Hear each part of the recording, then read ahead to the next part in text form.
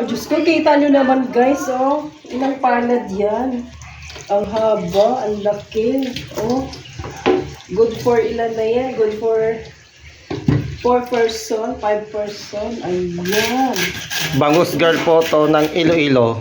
Siya po ng bangus girl. Ayaw, bangus girl. Siya po ng bangus girl ng Iloilo. O yan, oh, pinag-function na ako. Magandang exercise ito, guys. O, saan ka pa?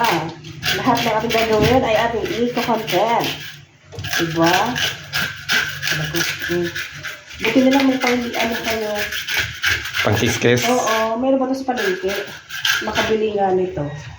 O, guys, oh, ganito lang yan. Baka wala kayong pang ano sa bahay nyo. Magtingin-tingin na kayo sa palengke.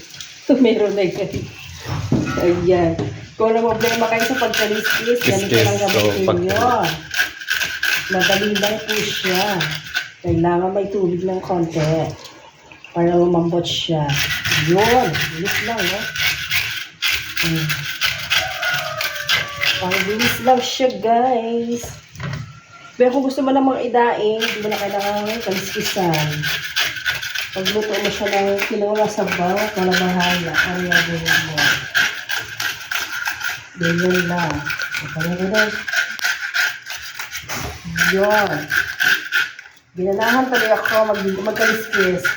Kasi hindi ko alam kung paano tatapusin. Kasi pag tingin, sabi ko, hala, nag-ano pa naman, nag-alok na ako kay Petro, nakakahiya naman. Kung ngayong may ano na guys, content na pa siya, ganado na tayo kumawa sa ganyan. Joke lang. Ayan, oh. Pwede na ako mag-ano, nagkakaliskis sa palengke. Yun. Guys, nakita nyo to po ano. Pag ganito daw, puyat siya sa dagat sa kababantay ba? Kasi mamaya mayroong kukuha sa kanyang mga anak. Kaya, wala siyang tulog. Kaya namumulang mata, di ba tayo pag puyat tayo namumulang mata natin, ano? Pag ganito, yung mata. Pag ganito, mga very good yan, maaga natutulog yan. Kasi takot sa nanay, sa tatay, yan. Tulog ng maaga, guys, ha?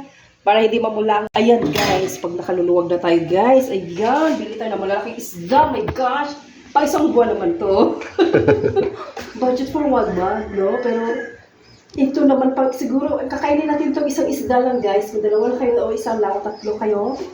Member ng family, siguro mga isang linggo natin. May uulambin, o diba? Makatipid ka na. Bongga pa, o. Mayroon ka pang budget pang shopping. Yun lang. Thank you for watching. Bye-bye.